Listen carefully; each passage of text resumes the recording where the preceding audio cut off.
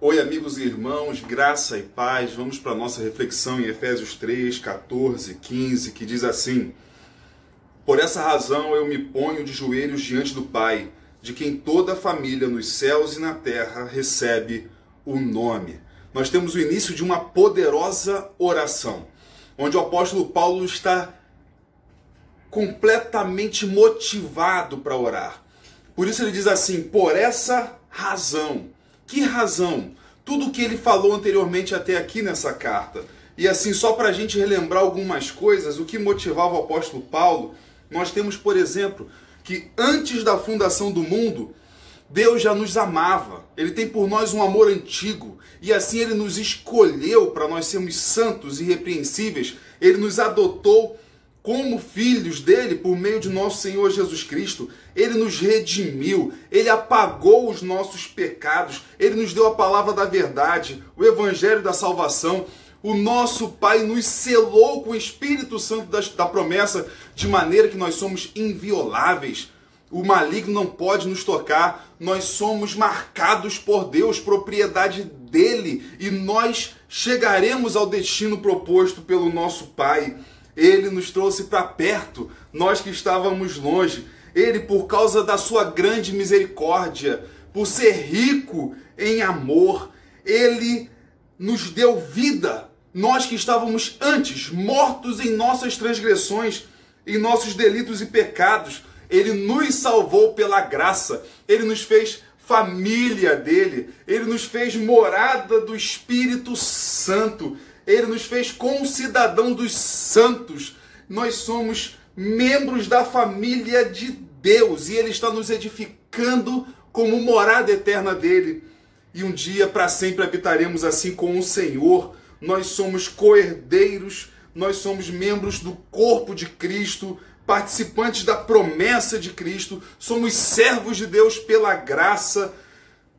Podemos pregar o Evangelho, o que também é graça de Deus. Nós podemos, assim, com ousadia, termos acesso a Deus com confiança mediante a fé. E é nessa ousadia, é na liberdade deste acesso que Paulo está se colocando em oração, extremamente motivado por ser salvo pela poderosa e maravilhosa graça de Deus. E assim ele prossegue: por essa razão eu me ponho de joelhos.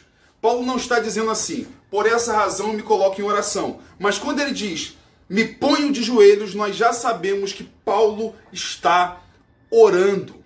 Orar de joelhos é algo essencial. Não quer dizer que somente a oração de joelhos é oração verdadeira. Há momentos que vamos orar assentados, há momentos que vamos orar em pé.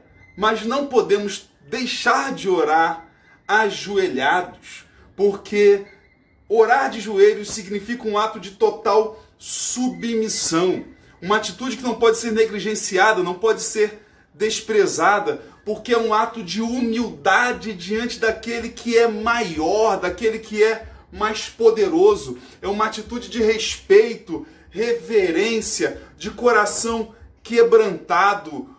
Orar de joelhos não representa sacrifício. Você não tem que orar de joelhos para o seu joelho doer e se sacrificar para o Senhor, não. Jesus é o nosso sacrifício. Nós recebemos graça. Então, meu irmão, orar de joelhos é simplesmente um gesto, uma atitude de que você está se humilhando diante daquele a qual você se reconhece pequeno e dependente da misericórdia. É um ato de humildade diante de Deus. Orar de joelhos nos conduz a uma concentração, a grande essência da oração. Quando estamos de joelhos, é mais difícil a gente desconcentrar nos propósitos da oração.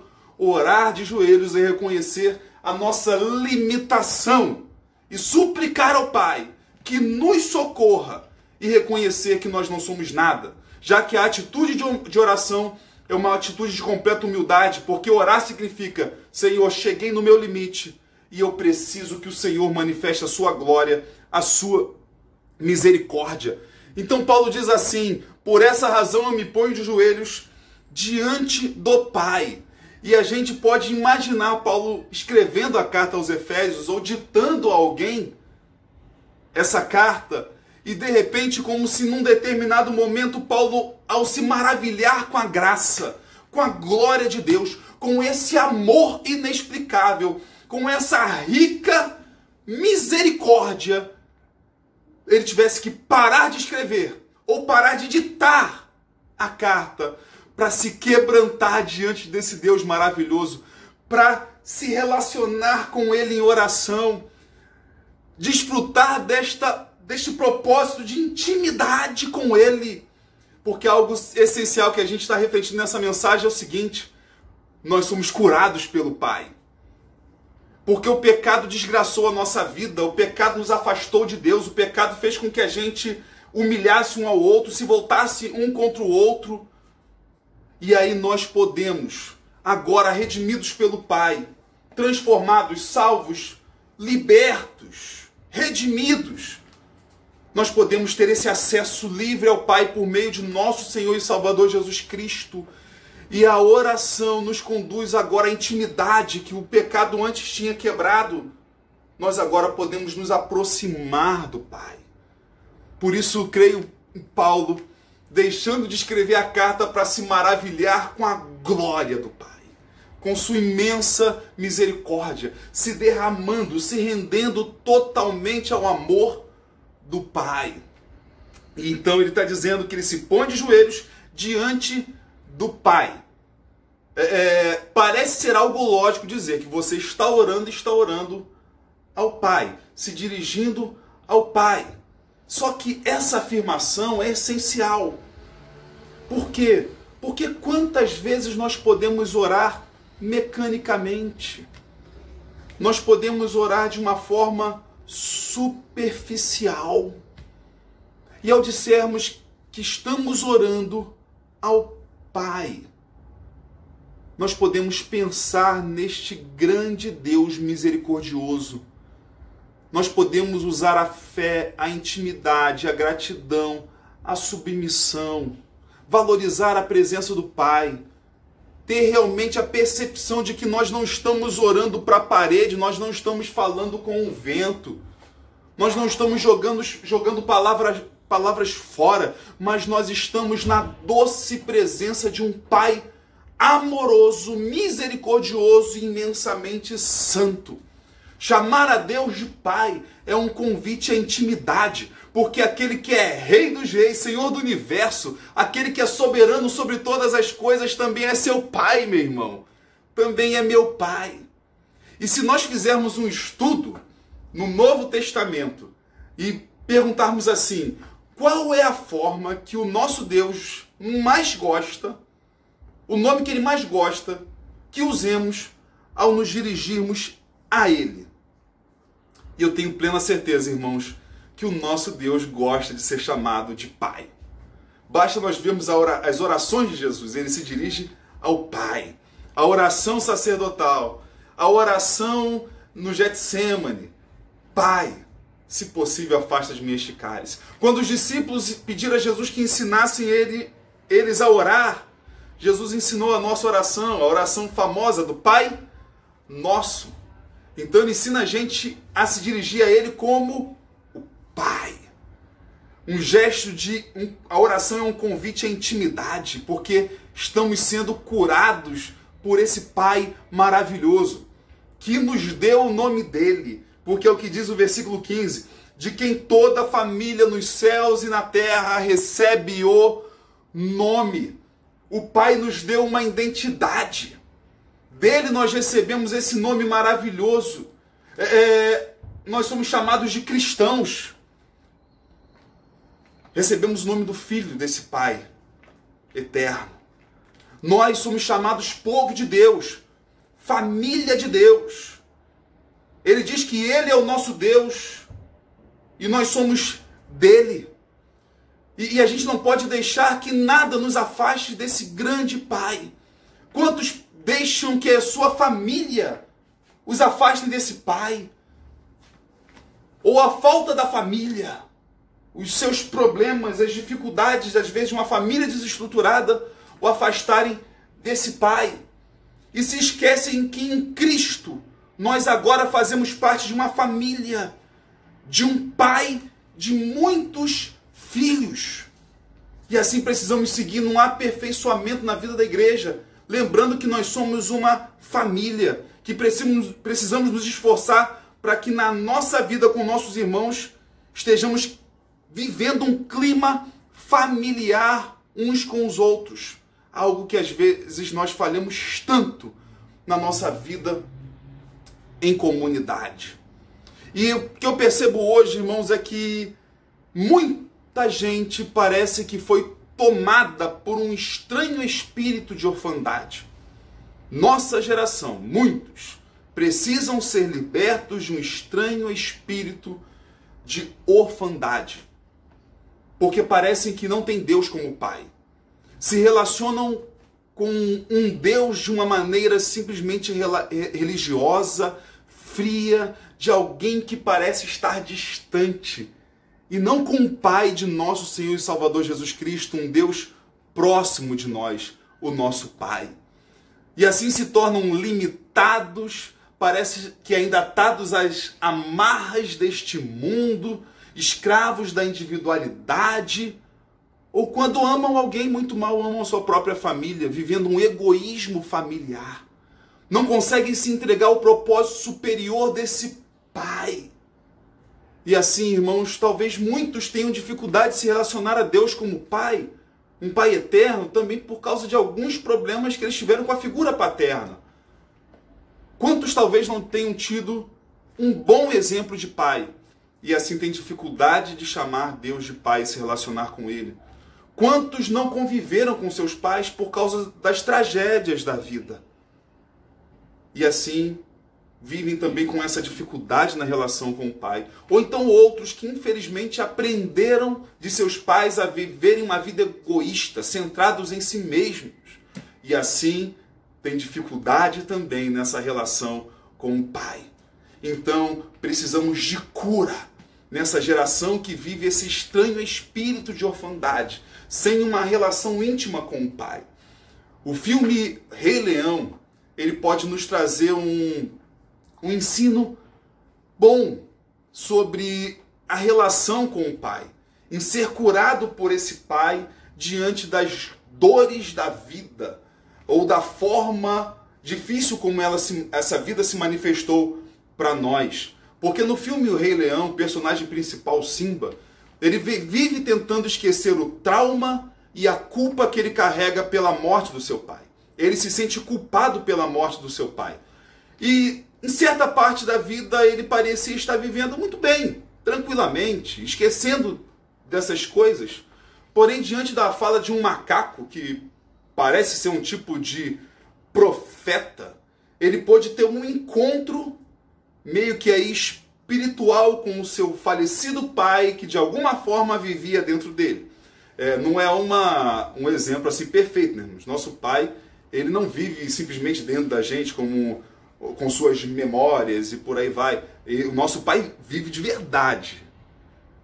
E sempre vai viver, ele é o eterno, aquele que sempre existiu. Mas nesse encontro com o seu pai, ele experimentou de uma liberdade imensa. E ele pôde ser liberto de uma filosofia que para ele não estava fazendo bem, e para o aspecto da vida como tinha se manifestado para ele, estava enganando ele, que era a filosofia Hakuna Matata. Filosofia ensinada pelos seus amigos, Timão e Pumba, bons amigos para ele, mas também um pouquinho espertos, né, malandros, porque viram que se aproximar de um leão, que ainda era filhotinho, e ter ele por perto seria um bom meio de garantirem a própria existência deles. Então eles ensinaram a filosofia Hakuna Matata. A música mesmo que eles cantam, uma parte diz assim: os seus problemas você deve esquecer. Isso é viver, é aprender. E essa filosofia de vida não estava fazendo bem para Simba, porque ele carregava um peso imenso no seu coração, na sua vida, pela morte do seu pai. Esse estilo de vida estava muito equivocado. Fugir dos seus problemas, esquecer dos seus problemas, não o curou de verdade.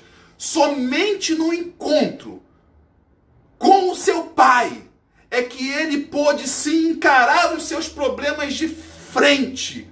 E de um leão que estava apenas vivendo a vida relaxadamente, ele se tornou libertador do seu povo, que estava sendo oprimido pelo seu tio, que tinha usurpado o trono do seu pai e que era o verdadeiro responsável pela morte do pai do Simba. E assim, ele precisou ver que ele tinha um pai que o amava, para então enfrentar os seus problemas, cumprir os seus propósitos de vida, de existência, e ser realmente, plenamente realizado em sua vida. De maneira semelhante, nós precisamos ver e reconhecer que nós temos um Pai que está presente, real, e que nos ama, e que devemos ouvi-lo para que sejamos curados das terríveis marcas do pecado e das adversidades da vida, a fim de que sejamos plenamente realizados nos propósitos que Ele nos reservou. A Bíblia Sagrada é um meio de nos aproximarmos desse Pai. O estudo dela, a busca na oração, nós assim ouvimos a voz desse doce Pai. A carta aos Efésios, ela revela muito de um amor inexplicável que recebemos do Pai e do seu propósito eterno para nós. Um Pai que tem por nós um amor antigo. Antes da fundação do mundo, Ele já nos amava. E assim, nós podemos cair de joelhos diante desse Pai e se maravilhar com Ele, desfrutar da sua doce presença. Porque, pense bem, meus irmãos, é o Pai de nosso Senhor Jesus Cristo. E esse Pai disse acerca de Jesus: este é o meu Filho amado em quem eu tenho todo prazer. E Ele teve que enviar o seu Filho, que somente lhe dá prazer, para ser torturado, injustamente assassinado, enfrentar o desamparo do próprio Pai, para que a ira dele não recaísse sobre nós. Um pai, ele prefere muito mais sofrer do que ver seu filho sofrendo. Todo verdadeiro pai, assim como toda verdadeira mãe, se colocaria no lugar de um filho que está sofrendo. Então pare para pensar na dor desse pai, de ter que colocar o seu filho amado em dor, sofrimento, em morte, em humilhação, em desamparo, a fim de que a condenação que foi colocada sobre ele nos trouxesse liberdade. E assim, o Pai fez com que o seu Filho amado Jesus sofresse o desamparo, para que nós não sejamos desamparados, mas pelo contrário, hoje somos adotados por esse grande, maravilhoso e amável Pai. Um Pai que faz tudo por nós e que deu o seu Filho, o seu único Filho. Meus irmãos, nós não somos órfãos espirituais abandonados por um Pai distante e desconhecido. Pelo contrário, recebemos desse Pai um nome do qual nós não somos dignos.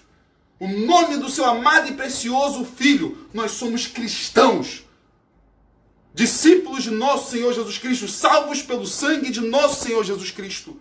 Recebemos o nome daquele que está acima de todo nome. Somos povo de Deus e família de Deus. Creia nesse Pai, se aproxima desse Pai, seja curado por esse Pai. Viva plenamente a doçura da presença desse Pai. Glória ao Pai.